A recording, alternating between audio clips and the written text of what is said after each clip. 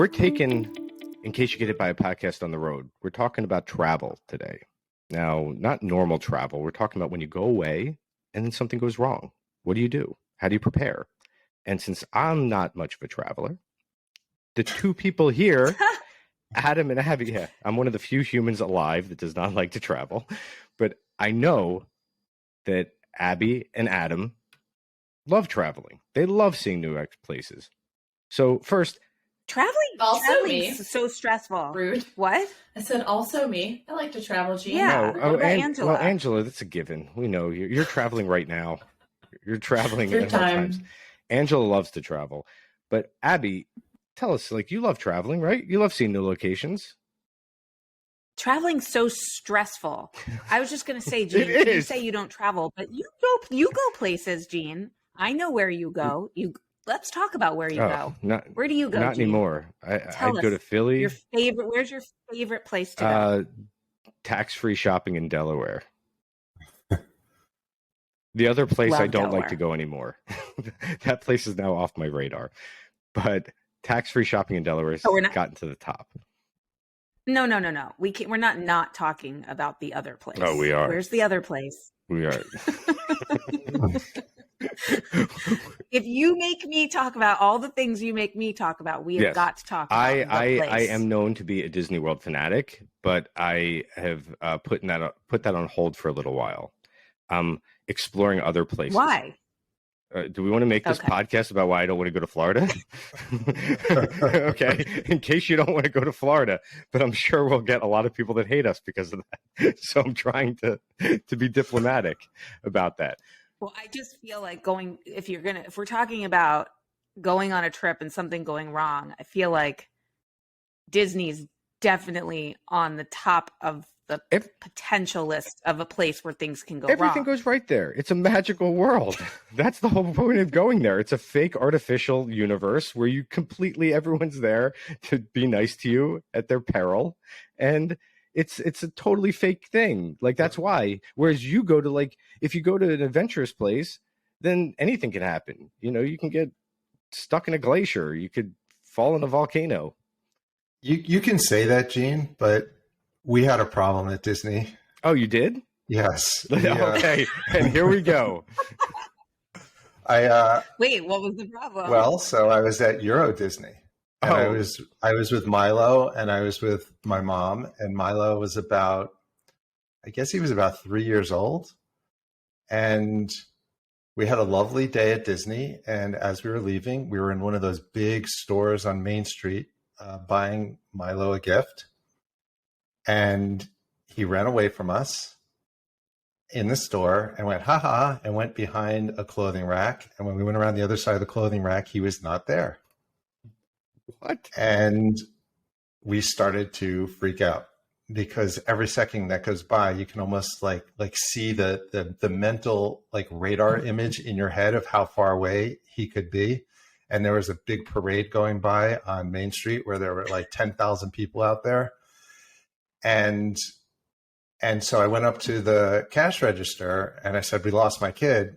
And, you know, I assumed that there's like this whole Disney protocol that drops into place and like doors start slamming shut and, you know, lights start flashing. And the person said, oh, do not worry, monsieur. We will find your child. We almost always find the children. Almost always. And so that did not help. And so my mom was flipping out. And so I went and asked somebody else, a security guard, and they would not help. So what I just started doing is yelling really loud for Milo and screaming at the top of my lungs.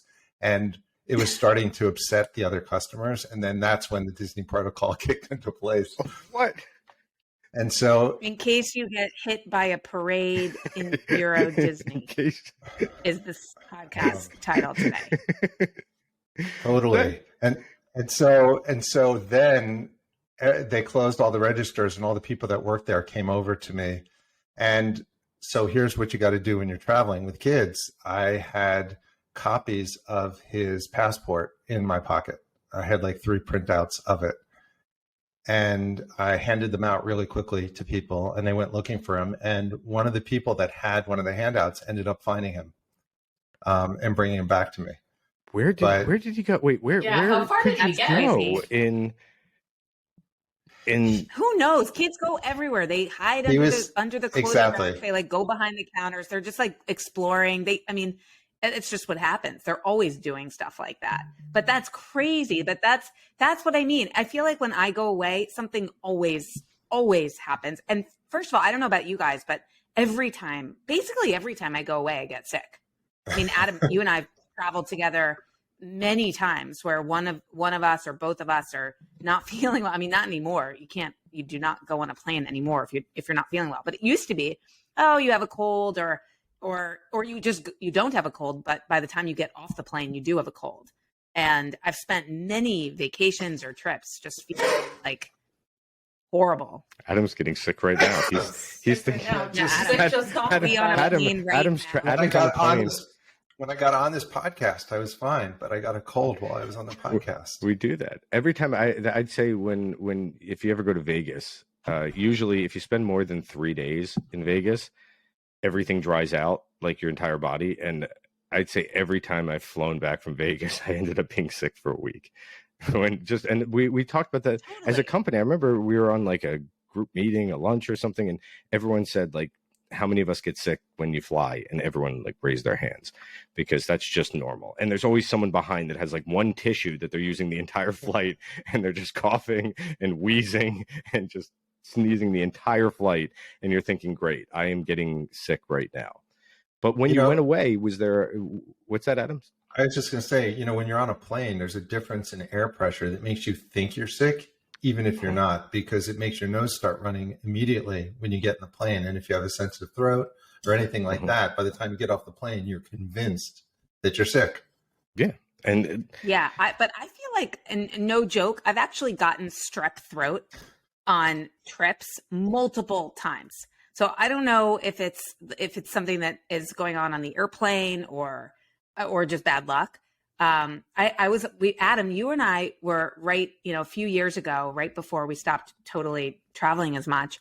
We were away. We were on a business trip, and I had a crazy situation happen with my eye. Do you remember that?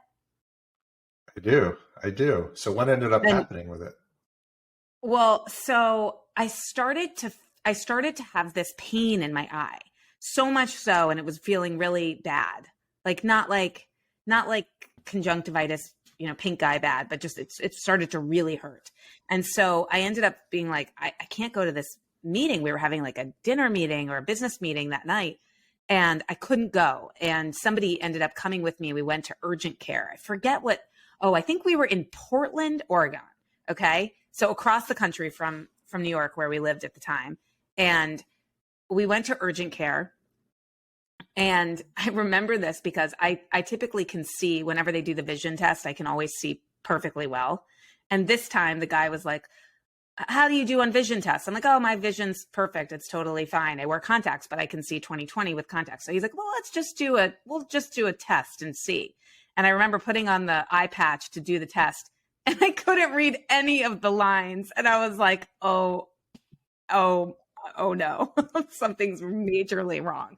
He's like, well, let's do a bigger examination. And anyways, that whole thing turned into a disaster and turned into like a whole series of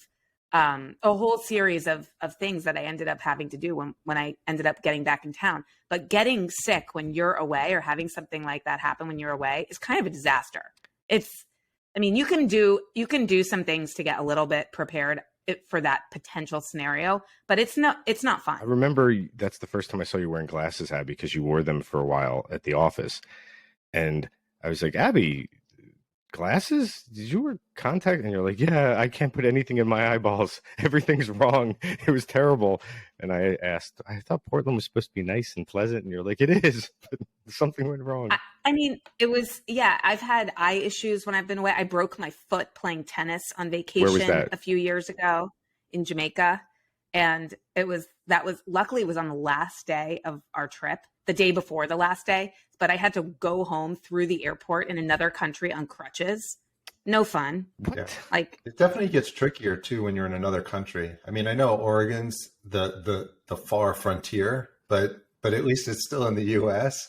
But when you're in a completely other country, sometimes it's really tricky to navigate how the healthcare system works and who's going to end up paying for what.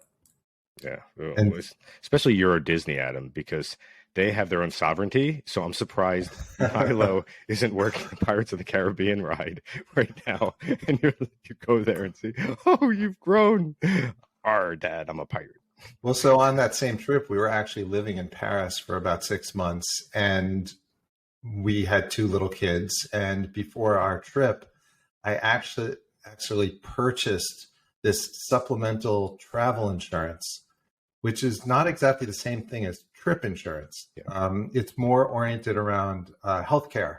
You know, sometimes, and all these things can overlap, right? There's like trip insurance, there's travel medical insurance, there's like emergency medical evacuation insurance. And sometimes they all overlap. And we got this comprehensive policy that covered everything, even though some of those things were actually already covered, like by your credit card. Like sometimes if you have like an American Express card, sometimes even your health insurance plan will cover certain out of country costs. But anyway, we were living in Paris for a while, and it's actually kind of tricky when you're in a place with socialized medicine, because they don't have like a whole system for taking payments in the same way that they do here. Like a lot of times when you go to the doctor, he has like a little like metal box that he opens up, and you hand him like a 10 euro bill or something like that. It's not the same type of billing system as it is here. And so we actually had one of my kids, my other kid, Casey, who was a baby, got very, very ill. She got some sort of crazy stomach virus and had to be hospitalized. And it was really tricky navigating how that was going to all work. And the first couple of doctors that we tried to take her to wouldn't even see us because we weren't on the national health insurance plan in France. And that gets what you were mentioning is travel insurance, because some people think of the basic trip insurance, like you're going to get on, you're checking out Expedia, and it says, hey, you want to add insurance, and for an extra $5, $10, $20 in case your flight gets canceled, in case you have to move, you get a piece back, in case your bags get lost. That's the basic one. But there's also, so are you supposed to do it though? Like, should people check that box and actually buy that insurance? If you're doing it, I mean, a lot of times it'll equate to how much your trip costs. So if you're just taking a trip to, a quick trip, and you're like, it's not that much. If you're taking like a $15,000 massive around the world, you might want to get some of that money back if you have to cancel, especially now. So one of the things is when you do travel insurance, you can get an actual policy that will cover multiple things. So for example, a travel medical plan. So that could be payment of medical expenses if you get sick or injured. The emergency evacuation and repatriation is another thing. So let's say you get sick and you have to get flown back. That could be crazy expensive with the flights, those types of things. Cancellation we talked about, cancel for any reason, baggage and personal. There's 24-hour assistance, like finding a lawyer abroad, which could be a thing. And obviously, if you have a car, odds are you're probably going to get separate car insurance for that, but there's ways to put it on there. And when I looked up and did some pricing, if you're doing like a $7,000 trip, I was just saying you're going far to another country. I mean, it could be like $300. It could be, a different range. It's not like crazy, if you're already spending a ton of money, it's a little extra safety. We usually don't bother if we're going to like Nashville or Arizona or something like that. But when we've taken really big trips that were both expensive, but also really far away, like when we went to the Galapagos, or if you go to like South America, like to Patagonia. Wow. I want to be in your family. Yeah, right. I remember those photos. Those are great photos you took. Those are some amazing trips. But before those trips, I definitely got a supplemental travel insurance coverage to cover not just the expense of the trip, but also like weird medical issues that might come up. Yeah. Have you heard of stories where people have actually ended up using that insurance? I mean, yeah, I don't know that I have, but I know that like we're not going to get it if we're going to Nashville, like you said, or just even domestically, I would say probably wouldn't get travel insurance. But I guess if you're going out of the country, it's a good idea to get travel insurance. Yeah. I mean, we actually used it when we were in Paris, when Casey was hospitalized. I think we ended up having the insurance pay for some of the bills because we weren't on the national health plan. Subsequently, I actually was able to get us on the French national health insurance plan, and we got our cards, but it was too late because we didn't need the hospital anymore. That's great. Getting everything taken care of. That's really important. But that's when you're doing that, a lot of times it's you're already paying so much for the trip, so it doesn't really it's that extra bit of safety. If people are traveling because they have family in other countries, a lot of times they won't. They'll be like, the family will help me take care of this. They'll work it out. But if you're going, like most people, especially now, because a lot of these policies will also cover things COVID related, COVID cancellation and medical coverage. So that's something that they've added in. And some of these, for $300, one of these plans, $1 million for evacuation if you need to be evacuated, which I'm guessing if you have to be evacuated $1 million, I mean, what, if you're climbing Everest, usually you have to put down like a huge policy just because they're like, we're going to have to haul you off this mountain. It's going to cost us $4 million. So you're paying for it. But other places, just making, if cancellation, if your trip costs a certain amount, maybe you'll get like 50 to 80% back. Especially if you're planning far ahead. Right now, that's the problem people seem to have. You plan a trip 6 months ahead. Who knows what's going to happen in 6 months? What if that country is shut down? What if, you're sick? What if half your family can't go? So those types of things, it's good to have that insurance. But Abby, so you've gotten sick in many places, you said. What's the one that really kind of changed it all, made you think, wow, this is serious. Maybe I should never travel again. Well, I was just going to say that this wasn't serious in terms of, I guess it was pretty serious, but it wasn't me. But this was just kind of a crazy story. But when I was 5 years old, I was away. Actually, I happened to be somewhere in the Caribbean. I think we were in Jamaica. Actually, we go to Jamaica a lot. It's a place my family has grown up going, and we go there year after year and know your family.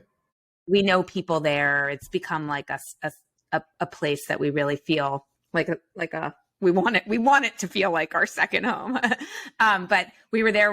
I was 5 years old, and there was this kitchen, and there was something on the floor of the kitchen, and I don't know why I did this, but I picked it up, and my little sister at the time was like 2 years old, and I said, "Look, Jessie, it's candy. Eat it." And I gave it to her, and she ate it. And this woman in the house started screaming and was like, "That's rat poison." And I was like, oh my God, oh no. So I had fed my sister rat poison, and it turned into this whole to-do. She was 2 years old. They had to, they were going to medevac her to Miami, but we ended up, they took her to a hospital. And back then, this was like 1985. And we're in a very, very, crazy situation in a Jamaican hospital where we walk into this. I remember this vividly. I don't have very many memories from when I was 5 years old, but I remember walking into this room, and they opened the curtain, and this priest was reading this man his last rites. And they were like, "Just a second, that's your room." And we're so anyways. And then my other memory is that they ended up giving her Ipecac. Oh, yes. And to try to get her to throw up. And I remember that she threw up a maraschino cherry from a pina colada. And they ended up thinking that, for whatever reason, they ended up thinking that they found a doctor there who ended up thinking that she got this all out of her system. She had to be monitored for a few weeks because of the substance that was in her body. But she ended up fine. But that would have been I don't even have a clue as to if we had travel insurance or anything like that at that point, but that could have been like a disaster of a financial situation if you have to medevac somebody somewhere else. I have no idea how much medevac somebody costs. Do you guys? No, but we'll have to dig into how this affected the relationship between you and your sister over the years. because apparently I'm learning more and more by the day. So I feel like that makes me think, you know, obviously like everyone has terrible like being sick abroad stories, or most people, I would think. Like when I was studying abroad, I was in Nepal, and like literally a 12-hour time difference. And I remember it being like 2 o'clock in the morning my time, and I had finally gotten food poisoning. Everyone in my program got it. And I remember FaceTiming my mom while my head's like in the toilet, and I'm like, Mom, like help me. I was like, what do I do? So, which begs the question, what do you actually do when you're sick abroad, and like how can you sort of prepare for it? Something that I had at my disposal that just like everyone kept throwing at us at that program was these like rehydration salts, is what they called them, but basically like Gatorade powder, to help your body sort of like, you know, reabsorb nutrients if you can't like eat anything if you're sick in that way. And so I feel like from that experience, that's something that I'm like, if I'm going somewhere where I think I might even get a touch of food poisoning, or I guess anywhere, just like getting something powdered like that you can easily make to save yourself. Yeah, as a totally. recovered Like, do you guys have hypochondriac. like, do you guys have things that you think like from those experiences you would make sure you have with you Yeah. to help Totally. make the process I was easier? just gonna say, Adam, that my kids. So one of my daughters gets terrible bug bites, like really bad, and her whole body will blow up if she gets a bug bite. And so one of the things that we have, what we make sure of if we're going anywhere, that we have the right bug spray and suntan lotion and repellents of all kinds. And if we're going somewhere where there's liable to be, where she's liable to be sleeping somewhere where there's bugs, we'll make sure that they have like a mosquito net. So we just try to think ahead to I mean, that's just one particular scenario. It's not about stomach powders. Yeah. I mean, I think there's like a kit almost that we make sure we have us when we travel. And so one thing that always got to have with you is antihistamines in case somebody has a weird allergic reaction to something. We were at a dinner with my kids once when they were little, and Casey had shrimp for the first time. And then a few minutes later started complaining that she couldn't breathe. And we didn't know what was going on. I think it turned out she had choked on her water, or, you know, she wasn't having an allergic reaction, but we didn't know that, and had to go running around because we didn't happen to have antihistamines with us, and find a drugstore and pump her full of antihistamines, like in a really big hurry. Was it like Benadryl? Are you talking Benadryl? Yeah. So like Benadryl, exactly. And so we always take Benadryl when we go, because it's a good all-purpose, like stop your body from attacking itself if you have an allergic reaction kind of thing. We always take some Imodium with us if we go, so that if somebody is so sick that they're starting to like lose weight and be weak, you want to have that with you. So yeah, there's a few things that we bring to try to like mitigate the risks, but I mean, you can't really account for everything. I have the Imodium. So I was telling Angela earlier that I have a bag. So for traveling, I have 2 bags that are always packed and packed with certain things that when I go on a trip, I just take those bags and I keep restocking them. They have everything in them. One is a Toiletries bag, which has everything that I might need to, toothbrush, dental floss, toothpaste, face sunscreen, like the things that I just know I need every single day. Any medications that I take that I know I take every single day. And then I have another bag, which is all of my chargers. And because I hate being on an airplane or being at a hotel, or, I mean, and occasionally this happens where one of my kids is like taking out my phone charger from that bag. And now it's like a big no, don't touch mommy's bag. Those are my bags. I pack them. They're ready to go. And I feel like everyone should have those bags. As someone who, if I'm going, I treat going to like New Jersey as if I'm going on safari. So, I mean, every time I have in my bag, I agree. When it comes to any kind of sinus or antihistamine, the Imodium is very important, because the thing about Imodium is it's a decision. When you take it, just prepare to not go to the bathroom for like 3 days. So once you do that, you have to be serious. It's really like I think it goes like, maybe in your life, like permanence, you think like tattoos, then Imodium. And that's the order. But it's always good to have that, because when people I know that have been in certain places, a person I work with had to be choppered out of Costa Rica because he was just could not keep anything down for like 2 days. Making sure you could rehydrate in some way. Pedialyte is a good thing, because you could sometimes you buy it if you're at home, you get the container that's already made, but getting the powder is clarify. Great. Yeah, to clarify, the powders go into water or liquid. Yes. Yeah, and you're not just like eating the powder. Abby said stomach powder, and it's like, no. Don't treat it like Kool-Aid where you're just sticking your finger in and Fun dip. Yeah, it's not fun dip. It's certainly not fun. I know plenty of people, and I've never done this, but I do know plenty of people who travel with antibiotics. And they'll get antibiotics like Cipro or something if they're going somewhere just in case. But it's also the thing about that you have to be careful about is if you just take antibiotics on your own without a doctor telling you, then they can weaken your body and resistance. Totally. So sometimes I know people that would take them anytime they got a cold, they'd start taking antibiotics, and later in life they started having more problems because they thought this is the be all end all. And you want your body to be able to respond to it. Having it is good, so you don't have to buy it in a place, but definitely at that point, check with a doctor before you take any kind of prescription medication. Bug bites, Abby, that's a great one, because I'm the same way. I get a mosquito bite and it looks like someone just beat me with a baseball bat. I just don't understand when that changed in my life. As a kid, I'd camp and think it was great and get bitten and who cares. But at some point, having just the lotions and things like that doesn't require like a shot or anything.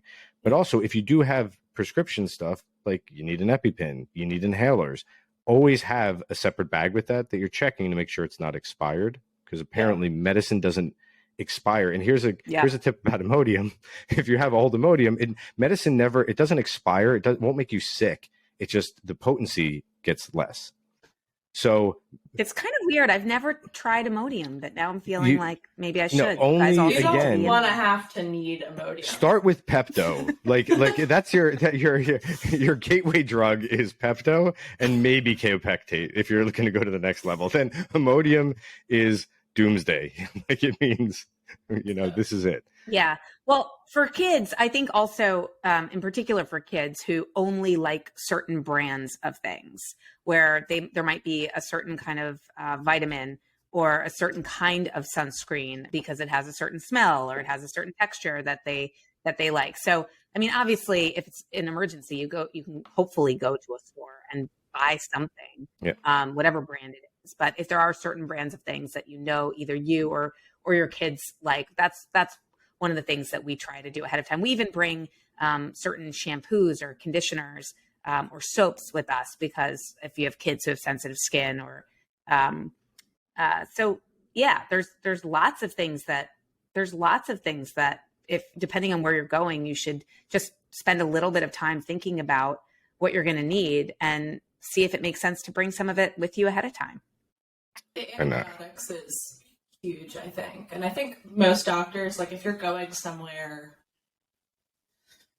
like exotic or for a long time, usually if it's like for a long time, they'll like just prescribe you like a Z-Pack, which I think is just like a 4-day antibiotic course. And also making sure that like you have any sort of like preemptive care, like malaria pills or any sort of vaccinations or shots or something to help prevent from different diseases and bugs. Yeah. Yeah. Yeah. And I also, even taking things like as simple as some Band-Aids, because if you're going to buy them in hotels, they really jack the prices up on those.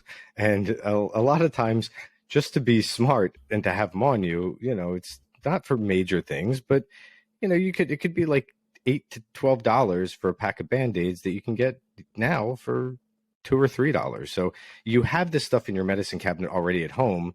You could bring some of it with you. It won't make your luggage too heavy. I mean, you should go too overboard. I know there's people probably with special diets that when they go to places, they might have to bring certain types of food with them.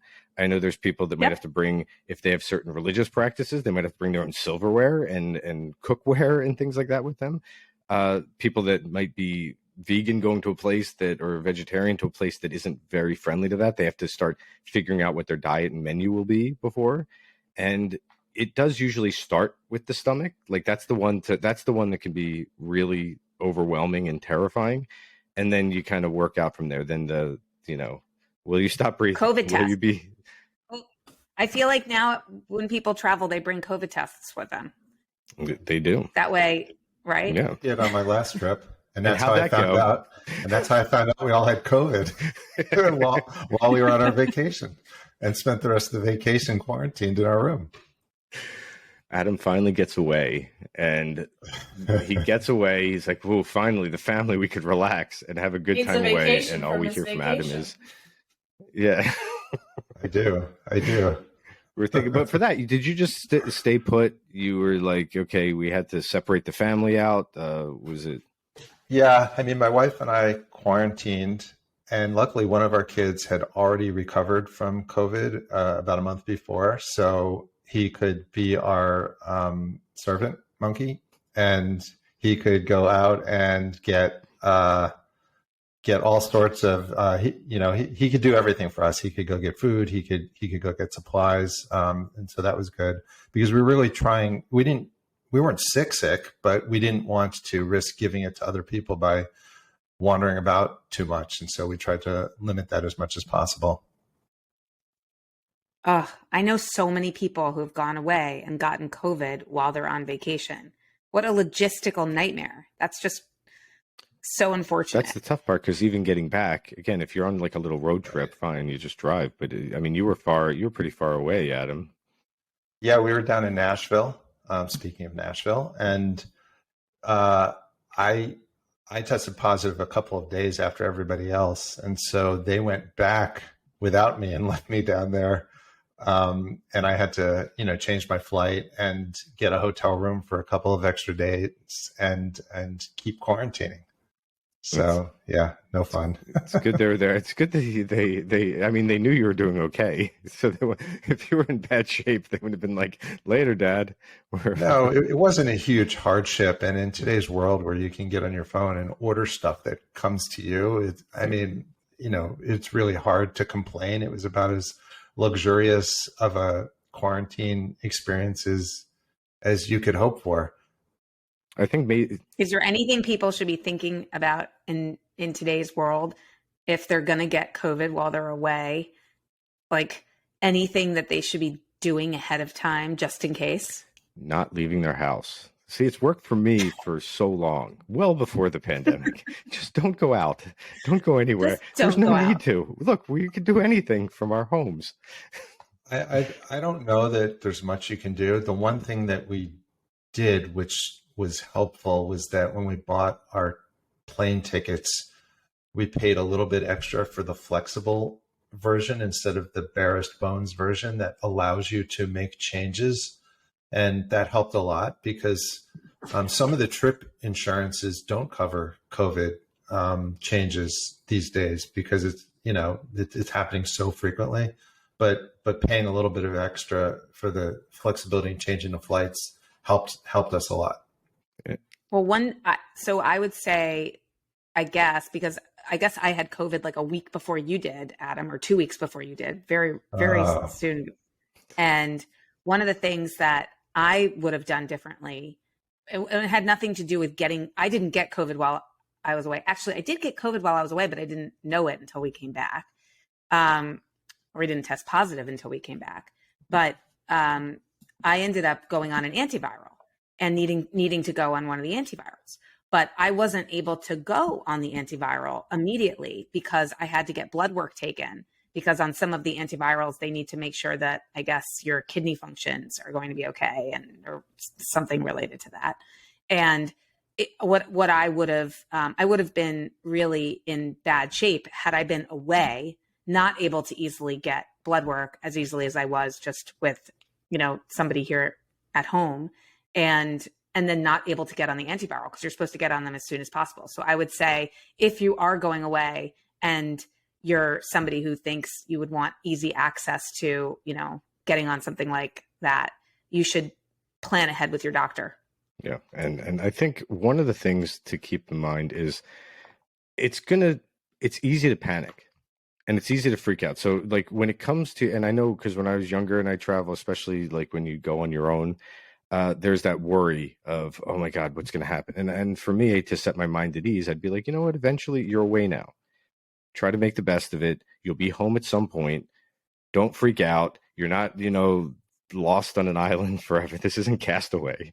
You're not going to start making friends with volleyballs, even though I do that in my own time just because they're so friendly. But for the most part, just try to relax. Now get in touch with people that you care, and just keep it calm, because that was one of the big issues. I think people start panicking. They start freaking out. They start making decisions they regret. They might take things, they might get taken advantage of by medical stuff. Someone starts prescribing things. They want to put you in hospitals. They want to do this. So, when you're in that state, just be calm.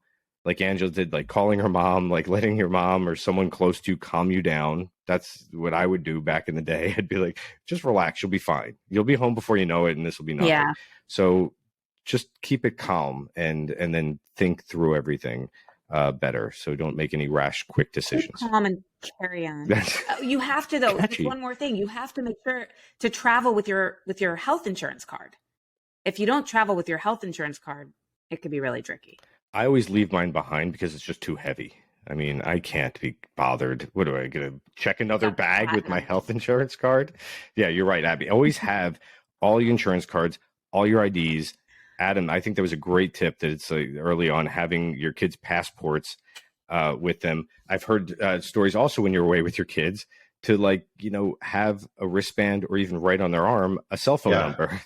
So I did that, that story at Euro Disney with Milo. I kind of knew that unless he was abducted, which is not super likely, we were going to get him back, because at the beginning of the day, I had written my cell phone number on both of his arms. And so I knew somebody would see that and bring him back.